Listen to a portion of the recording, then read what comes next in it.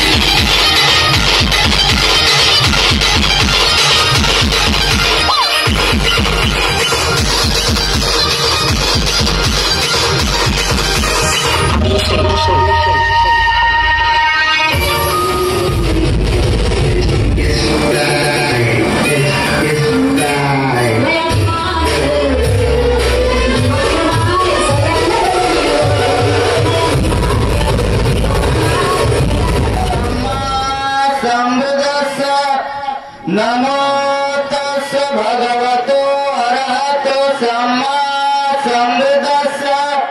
नमो तस् भगवतो अरहतो सम्मा सम्बुद्धस्स. बुद्धं शरणं गच्छामि, धम्मं शरणं गच्छामि, संघं शरणं गच्छामि, द्वितीयंपि बुद्धं संस्कारांचा माता. बाबासाहेब म्हणजे दलितांचे जनक, बाबासाहेब म्हणजे क्रांतीची सनक, बाबासाहेब म्हणजे गरिबांची सावली, दुःखितांची माऊली, बाबासाहेब म्हणजे शिक्षणाचा अर्थ, संविधानाचा यथार्थ, बाबासाहेब म्हणजे अन्यायावर जात, बापाचाही बाप, विद्वत्तेचा महामेरू, क्रांतीचा अजय वारू, स्वातंत्र्याचा वारा आणि समतेचा नारा. बाबासाहेब म्हणजे दाबलेल्या आवाजाचा हुंकार, तार नसलेल्या विनेचा झंकार. बाबासाहेब म्हणजे प्रयत्न प्रयत्न आणि यशस्वी प्रयत्न. मोजून मापून सांगायचे तर अक्षरशः 14 रत्न, अक्षरशः 14 रत्न. कार्यक्रमाच्या निमित्तानं उपस्थित झालेले सन्माननीय जयेश भाऊ सोनवणे यांच्या वतीनं या विद्यार्थ्यांसाठी 200 रुपयांचं बक्षीस या ठिकाणी प्राप्त झालेलं आहे. मनापासून धन्यवाद. एक मिनिट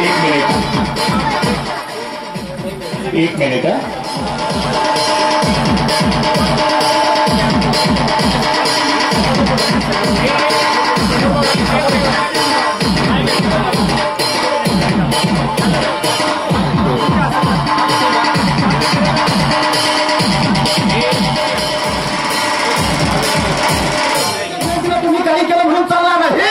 आम्हाला जातीचे होण्यापेक्षा आम्हाला जो विचाराचा असेल, जो विचाराचा बाबासाहेबांचा असेल, तो छत्रपती शिवाजीराजांच्या विचाराचा असेल, तो महात्मा फुलेंच्या विचाराचा असेल, तो राघोजी भांगरेंच्या विचाराचा असेल, त्या विचाराचा माणूस आम्हाला अतिशय प्रिय असायला हवा. जातीचा माणूस आम्हाला प्रिय असता कामा नये हे सांगणार आम्ही माणूस आहे.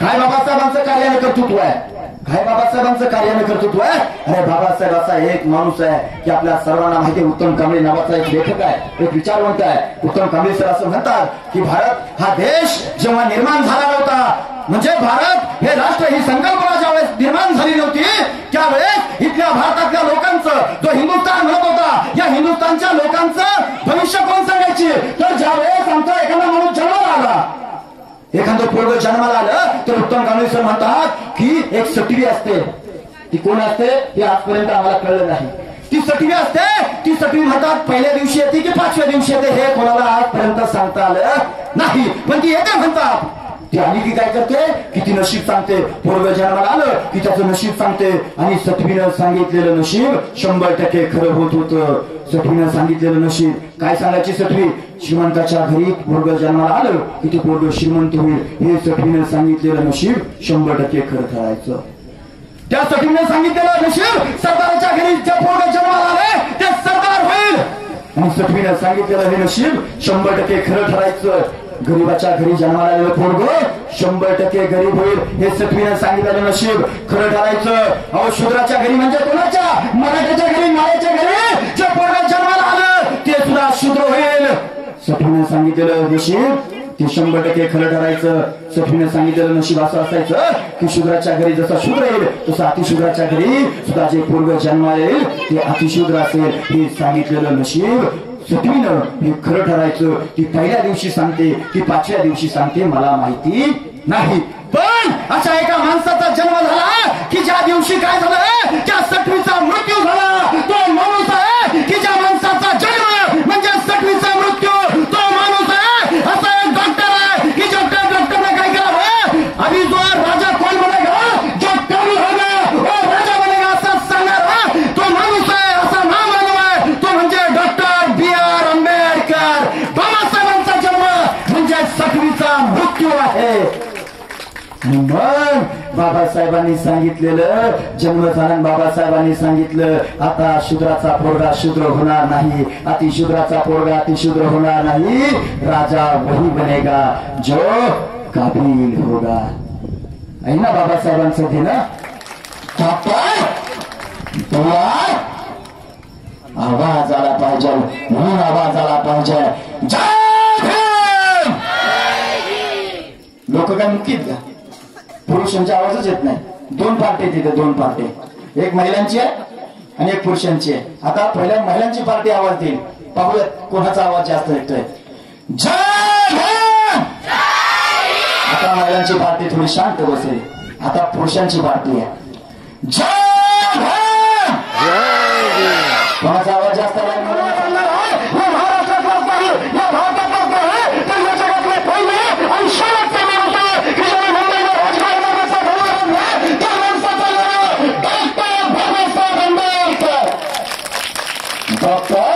बाबासाहेब आंबेडकर आणि आता आम्ही सुद्धा जातीच्या बाहेर विचार करायला हवा 10 मिनिटं झाले अजून 15 मिनिटं माझ्याकडे बुद्ध म्हणतात जात प्राण्यात आहे पक्षात आहे माणसात आहे का आता मी माझी जात सांगितली आता इथे काही लोकांना उठवलं आणि त्याला विचारलं की तुम्ही कुणी सांगा त्याची जात सांगता येईल का तुम्हाला येईल का सांगता माझी जात मी आता सांगितल्यामुळे तुम्ही सांगाल माणसात जात नसते पक्षात तुम्हाला काय दिसेल पक्षात तुम्हाला कावळा दिसेल चिमणी दिसेल पोपट दिसेल प्राण्यात तुम्हाला वाघ दिसेल हत्ती दिसेल माणसात दाखवा मला जात आहे बुद्ध म्हणतात जात माणसात नसते परंतु आम्ही रंगांना सुद्धा जातीत अडकून ठेवले मराठ्याची पोरं भगवा हातात घेतात शिवजयंतीला भगवा नाचवतात आमची मुस्लिम समाजाची पोरं कोणता हिरवा आणि आपण निळा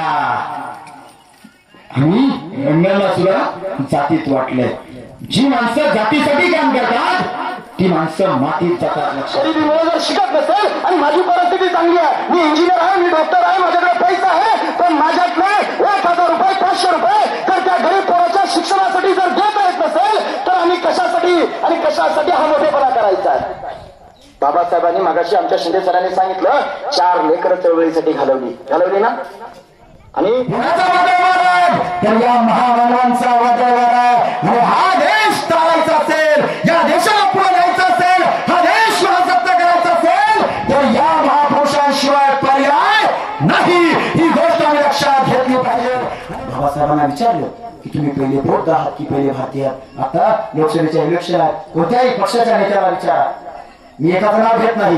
त्याला विचारा की तू पहिला हिंदू आहे की भारतीय आहे, पहिला मुस्लिम आहे की तू भारतीय आहे, पहिला बौद्ध आहे की तू भारतीय आहे. कुणी सांगेल मी पहिला हिंदू आहे मग भारतीय, कुणी म्हणेल मी पहिला भारतीय नंतर हिंदू आहे, कुणी म्हणेल मी पहिला बौद्ध आहे नंतर भारतीय आहे, कुणी म्हणेल मी पहिला भारतीय नंतर बौद्ध आहे, कुणी म्हणेल मी पहिला मुस्लिम आहे नंतर भारतीय आहे, कुणी म्हणेल मी पहिला भारतीय नंतर मुस्लिम आहे. परंतु बाबासाहेबांना दिलेलं उत्तर इथल्या राज्यकर्त्यांनी हे आत्मसात करायला हवे. तर म्हणजे बाबासाहेब म्हणतात मी पहिलाही भारतीय आहे आणि अंतिमता सुद्धा भारतीय आहे. ही भावना जर इथल्या लोकांच्या मनात जर पेरली तर हा देश महासत्ता होईल. जडूनचा नारा पुन्हा घुमला पाहिजे, जडूनचा नारा पुन्हा घुमला पाहिजे. या देशाला, या महाराष्ट्राला माझ्या बाबासाहेबांचं सपान पुन्हा पडायला पाहिजे. कारण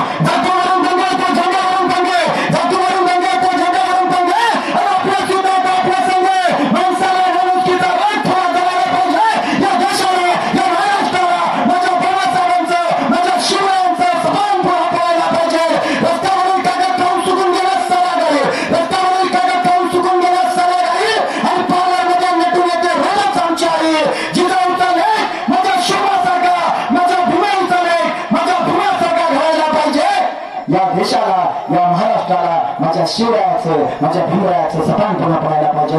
धन्यवाद. जय जिजाऊ, जय शिवराय, जय मुक्ता.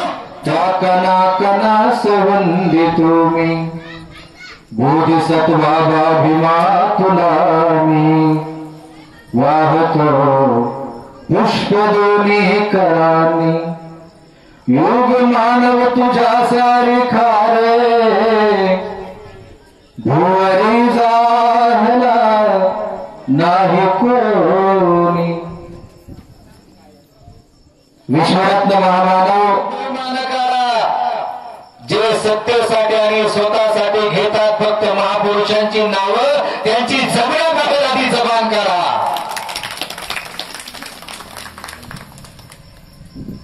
सांगून गेले बाळासाहेब गारगोटे सर की पुणे एका ठिकाणी संयुक्त जयंती साजरी झाली.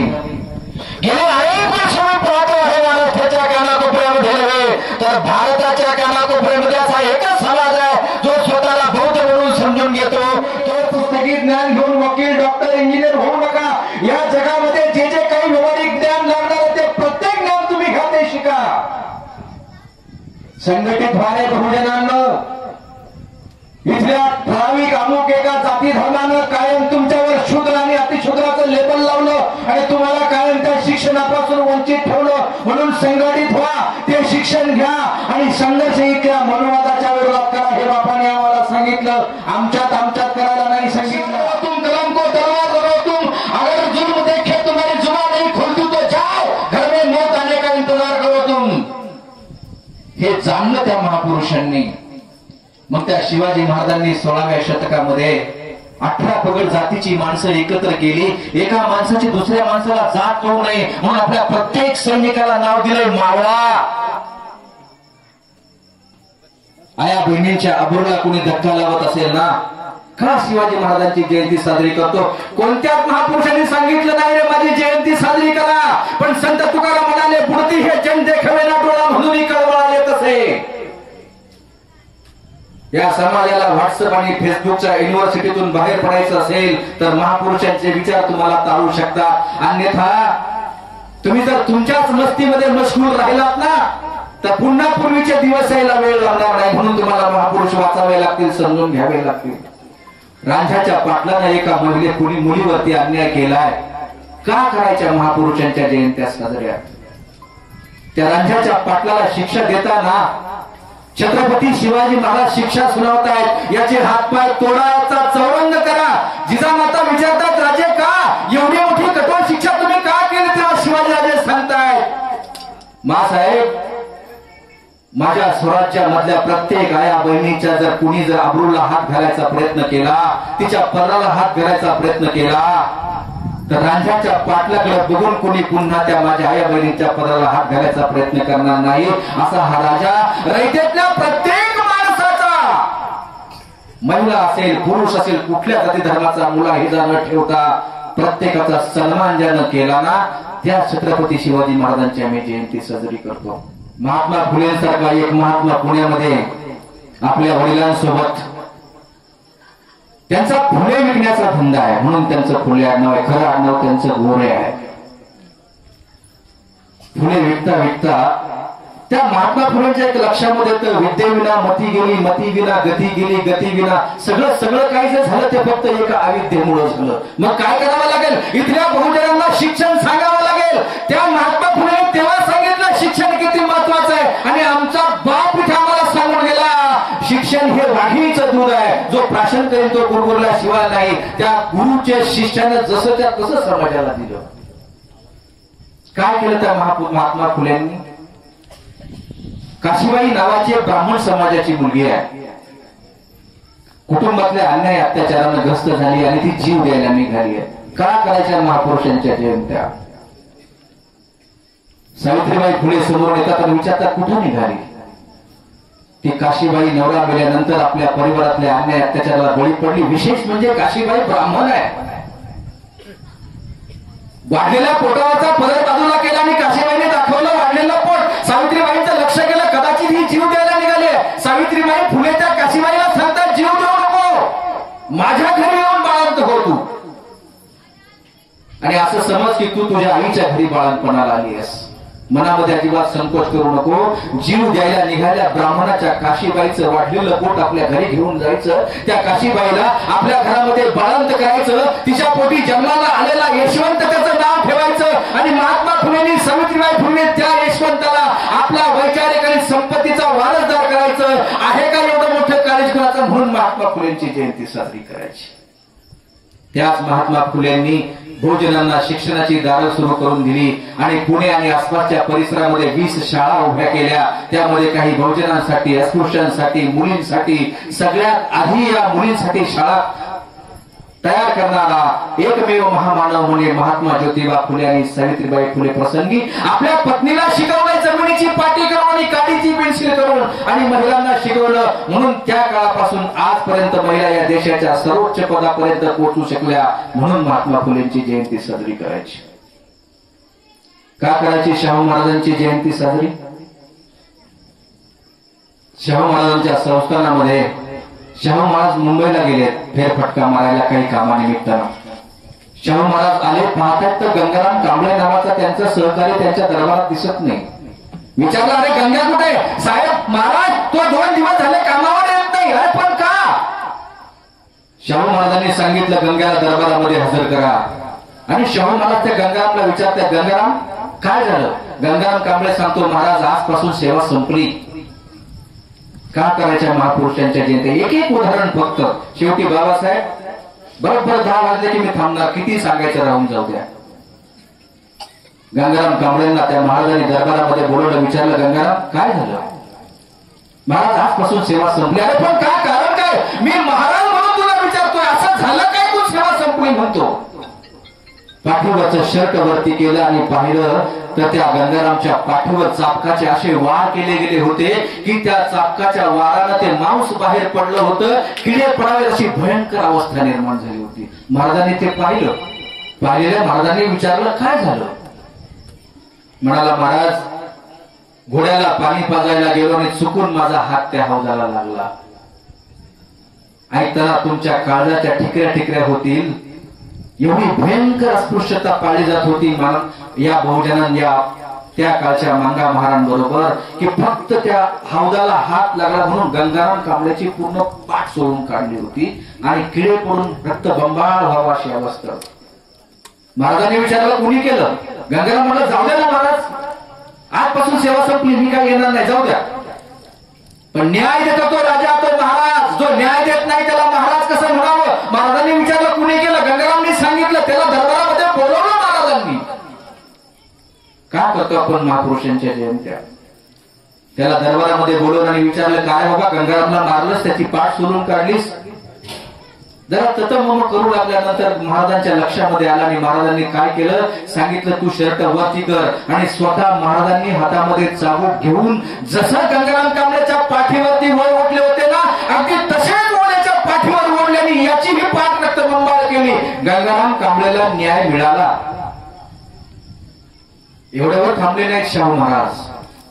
शाहू महाराजांना माहित होतं ही जात एकदा बोलते ते करते, हा पुन्हा कामावर येणार नाही. म्हणून गंगाराम कांबळेंना महाराजांनी सांगितलं, गंगाराम एक काम कर, मला माहिती आहे तू कामावर येणार नाही, मग चौकामध्ये एखादं हॉटेल टाक. गंगाराम हसू लागला, महाराज अहो नुसता हौदाला हात लागला तर पाठ फोडून काढली आणि हॉटेल टाकल्यावर जिवंत जाळतील ना मला. महाराजांनी सांगितलं मी यायचं चालू कर. शाहू महाराजांनी गंगाराम कांबळेला त्या चौकामध्ये हॉटेल टाकायला पैसेच नुसते दिले नाही, सगळी साधन सामुग्री पोहोचवली आणि गंगाराम कांबळेचं सत्यशोधक नावाचं हॉटेल उभं राहिलं. गंगाराम कांबळे म्हणतोय मी, मुद्दाम काही उदाहरण तुमच्या काळजापर्यंत गेली पाहिजेत. जिच्या पुढे तुम्ही नाचलंच पाहिजे, तो अधिकार आमच्या बापानं आम्हाला मिळवून दिलाय. पहिला न होता वो मसीहा बोले खुशियों का सिलसिला नहीं होता, बेरंग रहती है जमीन और आसमां का रंग मिला नहीं होता, भारत तो कब का कंगाल हो जाता तैयारो, गर्व से भीम जैसा हीरा मिला नहीं होता. त्या बापानं आम्हाला नाचायचाही अधिकार दिलाय, आम्हाला वाचायचाही अधिकार दिला. आम्ही नाचलंही पाहिजे, आम्ही वाचलंही पाहिजे, म्हणून काही मुद्दाम उदाहरणं तुमच्या काळजापर्यंत पोहोचवतोय. गंगाराम कांबळेला हॉटेल टाकून दिलं.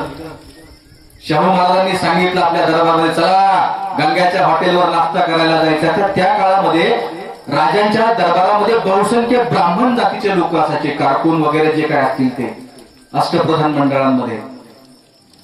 आता एका महाराजच्या हॉटेलला जेवायला जायचं, प्रत्येक जण कोण म्हणला माझा उपवास आहे, कोण म्हणला मला चालत नाही, कोण म्हणला असं नाही. महाराजांनी सांगितलं मी सांगतोय शाहू महाराज म्हणून माझ्या बरोबर चालायचंय. आपल्या रथामध्ये घेतलं, गंगाराम कांबळेच्या हॉटेलवरती गेले. हे सगळे आपले नाकं तोंड मोडून बसले होते. महाराजच्या हॉटेलला खाणार कोण?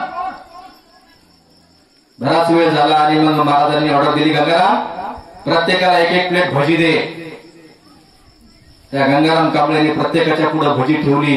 जातीचा द्वेष एवढा माणसाच्या अंतःकरणामध्ये भरलेला होता त्या काळी. आताच सांगत नाही मी, त्या काळी का महापुरुषांच्या जयंत्या साजऱ्या करायच्या. वाकडे तिकडे तोंड करू करू खाल्ली प्रत्येकाने, कारण आता महाराजांचा आदेश तो टाळता येत नाही. एखाद्या वस्तूचं जेव्हा ब्रँडिंग करायचं असतं ना, ब्रँडिंग केलं की ती वस्तू जास्त संपते. जसं टीव्हीला माधुरी दीक्षित जो साबण वापरते ते आमच्या बाय वापरतात, माधुरी वापरते म्हणून ब्रँडिंग.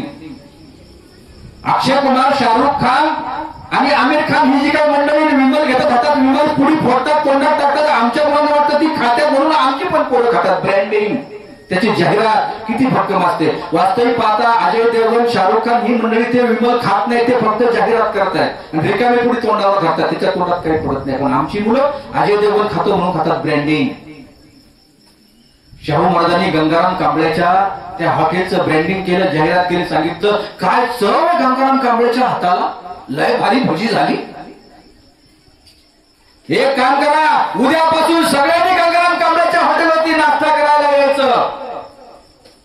तिथून पुढे गंगाराम कांबळेचं हॉटेल चालू झालं. गंगाराम कांबळे चांगला जीवन जगू लागला आणि म्हणून आम्ही शाहू महाराजांची जयंती साजरी करतो. या सगळ्या महापुरुषांची, ज्या महापुरुषांना या पृथ्वी तलावर 25व्या वर्षी आपला देह ठेवलाय, बिरसा मुंडा नावाचा, ज्यांनी सांगितलं जल जमीन जंगलवरचे आमचा अधिकार आहे. त्यावेळेच्या ख्रिश्चन मिशनरीनं शाळा शिकवताना इथे आदिवासींना देखील गुलाम करायचं काम केलं असेल, पण बिरसा मुंडांनी या प्रत्येक आदिवासीच्या मनामध्ये एक जाती आहे त्याचं स्फुल्लिंग निर्माण केलं आणि इंग्रजांविरुद्ध लढायला भाग पाडलं. तो 25व्या वर्षी गेला बिरसा मुंडा नावाचा महानायक. त्यांनी सांगितलं, हुलवान नावाची चळवळ चालू केली आणि सांगितलं रे इथल्या जल आणि जमीन जंगलावरती केवळ आमचा अधिकार आहे, इंग्रजांवर चालते हा तुमचा अधिकार आम्ही कधी मिळवून देणार नाही. राहिला आमचा बाप त्या पृथ्वी तलावर जन्माला आला नसता तर आमची काय अवस्था असती ते इतिहासाला विचारा. इतिहासाच्या पानापानाचा उलगडा माझ्या आधीच्या वक्त्याने तुम्हाला सांगितला. हे सगळं सांगत असताना आमच्या बापानं त्याच्या आयुष्यामध्ये अनेक अपमान पचवले. आमच्या बापानं त्याच्या आयुष्यामध्ये अनेक अन्याय अत्याचाराचे भोग भोगले. आमचा बाप वर्गाच्या बाहेर बसून शिकला म्हणून आम्ही आज शाळेत बसून शिकतो. लहान असताना आमच्या बापाला गाडीवाल्यानं जातीच्या कारणानं गाडीच्या खाली उतरवलं, पण आज मात्र अनेक एअरपोर्टला आमच्या बापाचं नाव आहे. आमच्या बापाला लहान असताना पनवेलच्या नाक्यावर एका हॉटेल मालकानं पाणी नाकारलं, पण त्याच आमच्या बापानं पाण्याचा सत्याग्रह केला आणि सांगितलं निसर्गाच्या नेहमी प्रत्येक वस्तूतल्या प्रत्येक माणसाचा अधिकार आहे. आज आमच्या घराघरात पाणी आहे. आमच्या बापानं त्यावेळी तो अन्याय सहन केला. पोटची 4 लेकरं मेली. केवळ या समाजाचा उद्धार करावा म्हणून तो बाप आमचा जन्माला आला नसता तर काय झालं असताना हे फक्त इतिहासाला विचारून पहा आणि तुमच्या अंतःकरणामध्ये साठवा. विषारी जातीयवादाची संघर्ष केला आहे, सावलीच्या विटाळाची संघर्ष केला आहे. अरे तुम्हाला मान सन्मान मिळावा म्हणून माझ्या बापानं अपमानाशी संघर्ष केला आहे. तो माझा बाप आयुष्यभर तुमच्या आणि माझ्यासाठी जगला. ते जीवन एपीजे अब्दुल कलाम म्हणाले होते की 2020 साली भारत हा महासत्ता बनेल. एपीजे अब्दुल कलाम भारताचे राष्ट्रपती थोर वैज्ञानिक म्हणाले की भारत हा 2020 साली महासत्ता बनेल, जागतिक महासत्ता. पण इथले राजकारणी जर भारताच्या राज्यघटनेला जसंच्या तसं अंमलात आणत नसतील तर हा भारत किती वर्ष झाली ते महासत्ता बनणार नाही. हा विकसनशील राहील, हा विकसित कधी होणार नाही.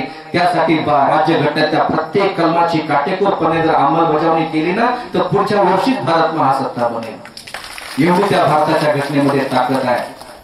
6742 जातींना ज्या बाबासाहेब आंबेडकरांच्या संविधानानं एकसंघ ठेवलं, त्या बापाची जयंती साजरी करत असताना तुम्हाला आणि मला प्रचंड असा आनंद होतो. बाबासाहेब म्हणाले मी या देशाचं मनात आणलं तर वाटोळं करू शकत होतो. एवढं सांगून चांगले नाही. बाबासाहेब म्हणाले मी जर माझ्या समाजाचा उद्धार करू शकलो नाही ना तर स्वतःच्या डोक्यात गोळी मारून घेण्याचा प्रचंड आत्मविश्वास होता आमच्या बापामध्ये. तो आमचा बाप 4 लेकरं गेली याचं दुःख साठवत बसला नाही.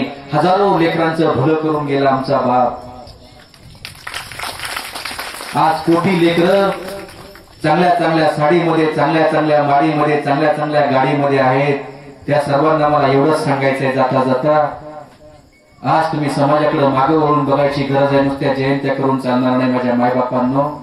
तुमच्याकडे जर 1000 रुपये कमवत असाल तर त्यातले 10 रुपये समाजाच्या सामाजिक धार्मिक चळवळीसाठी द्या.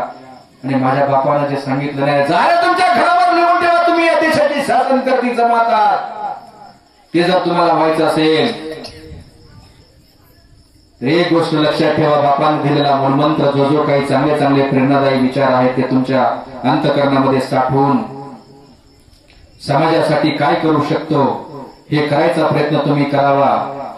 एवढीच एक माफक अपेक्षा तुमच्याकडून व्यक्त करतो. कारण माझ्या बापानं आमच्यासाठी काय केलं.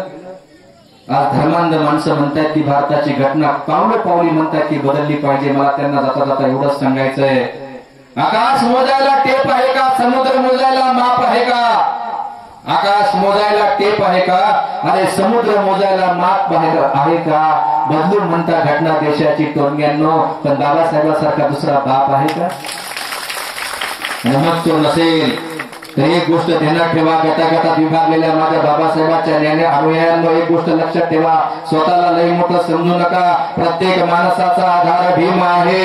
गणतंत्र भारताचा शृंगार भीम आहे. भांडू नका रे कोणी नेते पदास येथे, साऱ्या गटापाताचा सरदार भीम आहे. जय भीम जय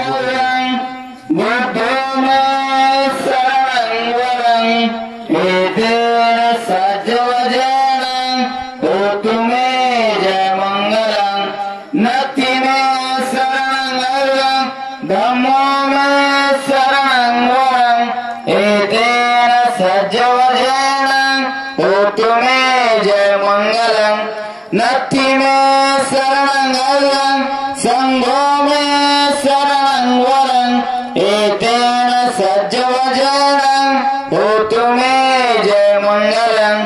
साधु साधु